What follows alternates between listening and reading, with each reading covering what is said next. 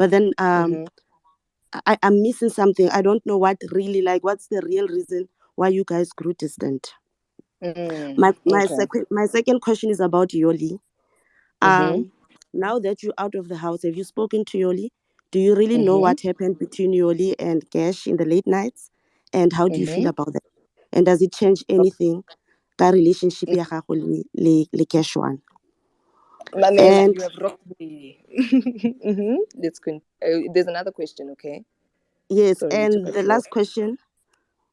my last question is about the ultimate veto power. Mm-hmm. Mm-hmm. Had you won it, you need to choose which two housemates to take to the finale. Okay. All right. No problem. Let me answer them in the order that you asked them. So Temba and I, yes, you are absolutely right. We were close in the first week, and I don't know how much people saw, but the very first night, he came and he chose a bed right next to me, and he said, "Hey, I'm sleeping next to you." So to sort of run away from that, imagine walking into the house and immediately you're sort of getting into a relationship. In as much as I was open, or not even a relationship, but any romantic thing, it was too soon for me. So then, hey, Dinky, come, let's be in a tembu type of thing. And then also life works in mysterious ways. It was very, very, very cold that first night, and we were downstairs and we wanted to sleep. So Temba comes, Dinky comes, we take our beds, put it together, we're warm, lovely. And then the thing also is that we connected, or personally for me, I connected with Temba outside of the game. Because to be honest with you, the first 2-3 days for me in the house, the game hadn't started yet. So the conversations we were having were about our lives. So that's when he said to me the fact that he's a tattoo artist, he's got 2 kids, he used to be a pastor, and so forth. And also me being a Christian, I'm immediately going to connect to that story, especially because how do you go, you understand, from being a pastor to having tattoos and whatnot. So we connected on a level that I would have connected with anyone outside of the Big Brother house. Cool. And then there was also Dinky in the mix. So then what happened is that we went about in the house, and I think Temba, the reason why you say that I read him right is because him and I are similar. So Temba and I are the kind of people that in order for you to really, really know us, you need to sit down and have a conversation. We are not, I actually learned this about myself. And as much as I am a performer, I am not extroverted. So I don't draw my energy from groups of people. If you want to really have a conversation with me and get to know me, you need to sit one-on-one, and even then you must ask me the questions. I am not one to divulge information about myself. It's just who I am. I didn't know this. I learned this in the Big Brother house. The psychologist told me this when we came out. Anyway, so that's why I understood him. So I understood him firstly, his background and where he comes from. We connected on a personal level outside of the game. But thirdly, he is in certain aspects like me. So then we moved about in the house, and then he was to himself. And my thing was, I can't be to myself. I need to be neutral. I need to be able to continue to forward my strategy. And as we moved about in the house, certain conversations that Temba would have with me, I noticed that he was unnecessarily, and this is my opinion, and I've said this to him, that he's unnecessarily mean, right? And he's unnecessarily offensive, and then it's a joke. So that already for me is something that's going to put me off. Case in point, the reason why I was attracted or drawn to Norman is because I am kind. It's just who I am. So if you are mean, we are not going to be able to relate, or if I view you as maybe the banter, I get banter, but there's a level of offense and being mean. So then what was happening is that because Dinky and I were close to Temba, in his firing shots, he was firing shots at the people that are close to him, because he needs to know you in order to fire a shot. I don't know if what I'm saying is making sense. Just like how Tamara was able to say, "Hey, Baba, didn't we say that we're not going to go for men, and now you're a weak bitch?" So it's a joke, it's their banter, but it's because they're close. And what was happening for me is that the conversations that I was having with Temba, he was putting them out as a joke and to sort of come for me, and even with Dinky, right? So it was very weird for me. It's like, even if you do have a problem with me, come and say it to me. And then also, though, I will be honest and say that when he noticed that I didn't like a thing, or not even when he noticed, when I would bring it up, then he would apologize. So it was a constant pulling back and forth. And what happened is that for me, it just kept getting worse and worse and worse, to a point where we had fights, and they were quite dare I say, intense, because we connected. So it felt more like betrayal of a friend. And I just decided to remove myself from him completely. And even in how we were moving in the house, Themba is purely about the game. I'll give him props for that. So a lot of things he did because he has to do, and it's the game, but it's not who he is. I don't think that he's malicious in his intent. And even I believe that sometimes when he is making jokes, he's not malicious. It's just that it was not bringing me peace to be around that all the time.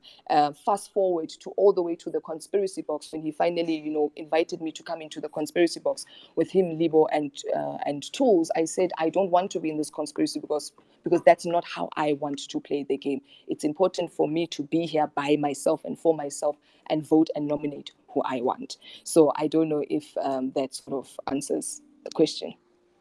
Perfect. Thank you. And then the next question was okay. Let me start with the veto. I knew that there's 8 people in the house, and Gash and I are not, how can I say, not safe. So if people have to nominate, please bear in mind we didn't know that the head of house we would have to vote for and so forth. I knew that I'm definitely going to be up. The chances of Gash and I being up are high. So going into the veto game and into the veto challenge was firstly that mindset of I need to do what I can do to save myself.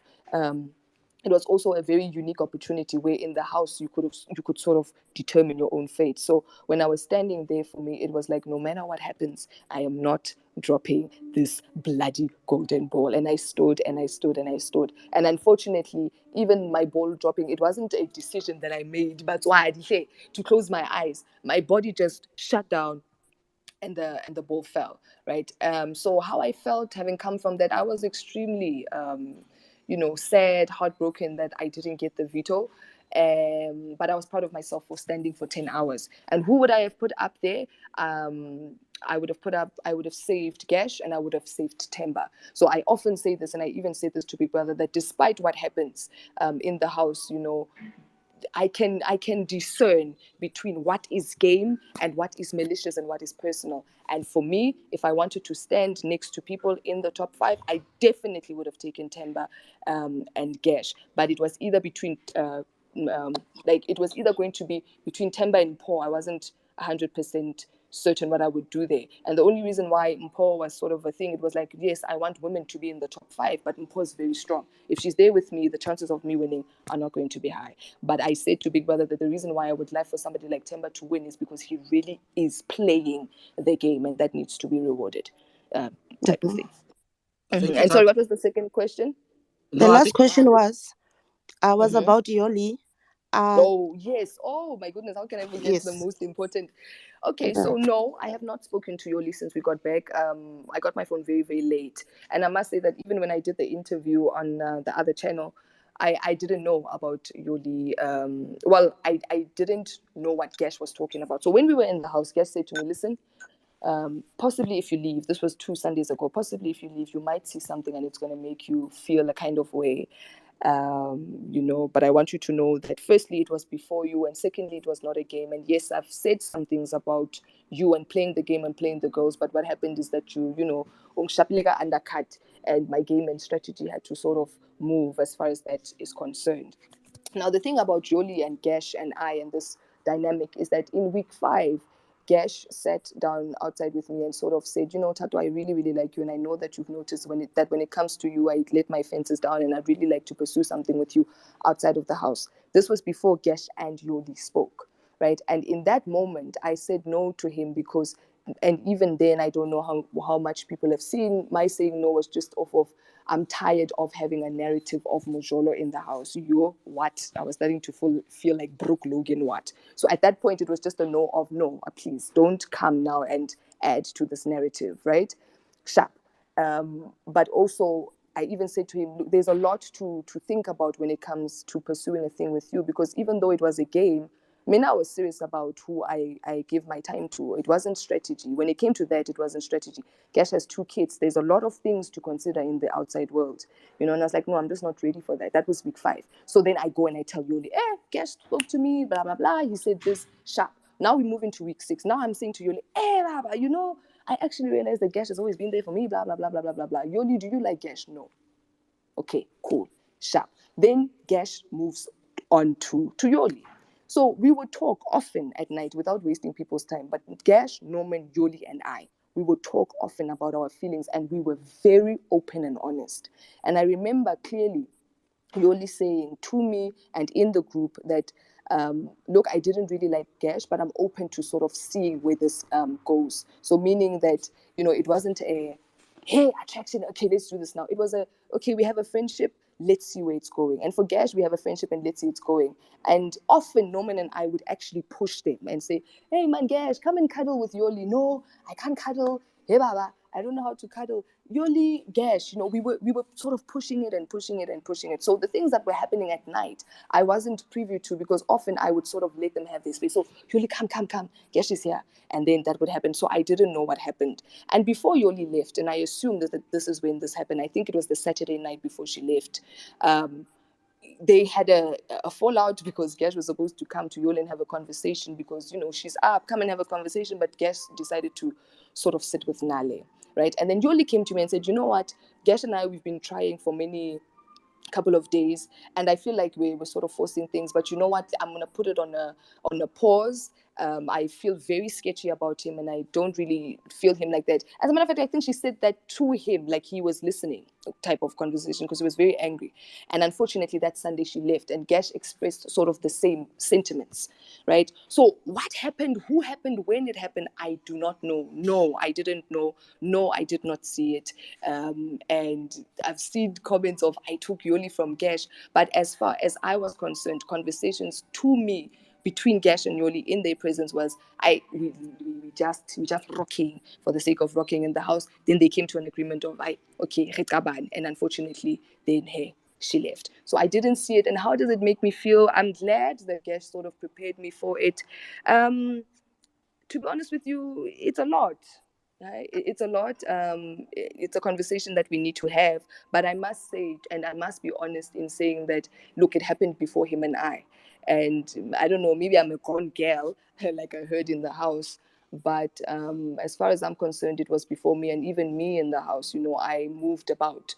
Moved about in the sense that this week I'm with tools, and I think that maybe that was a point where he was. That's where he was at that moment, and that's okay, and then I came after that, and that's also okay. And as far as my friendship with Yoli goes, the conversation was, I get her.